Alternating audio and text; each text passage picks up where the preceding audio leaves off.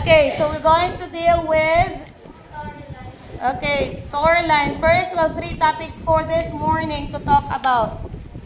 Okay, what is the second? What can you say about the picture given? What are they doing? Yes, Pearly. Can you give me a sentence about or statement about the picture? They are watching TV. Okay, they are watching the TV. They are watching a movie. A movie. What else? Their story. A story? Is it ABS-CBN or GMA? Movie? They are watching series. Huh?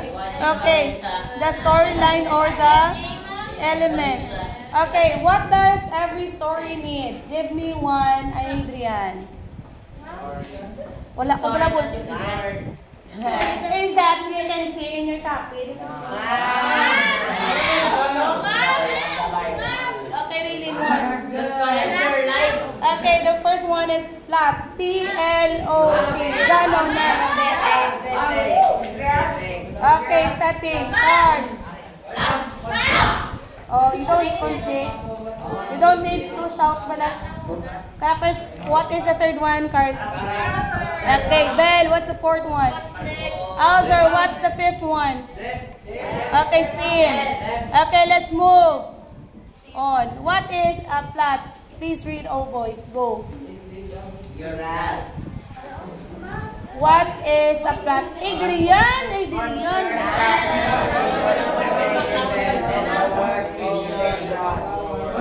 Again, I want to hear only one voice, not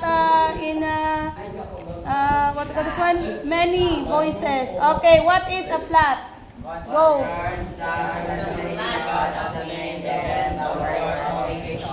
Okay, so another term for plot is what?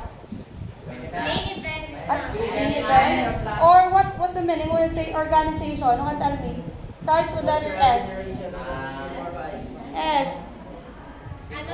Okay, very good.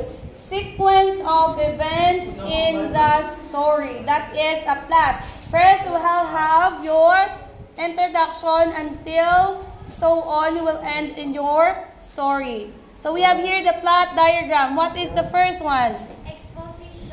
Okay, exposition. How about the second one, Jane?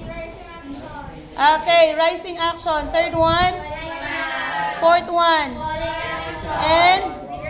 Okay, so how many plot diagram do we have? Okay, take note with that 5. First one plot. Girls, please all read. What is a exposition? Go.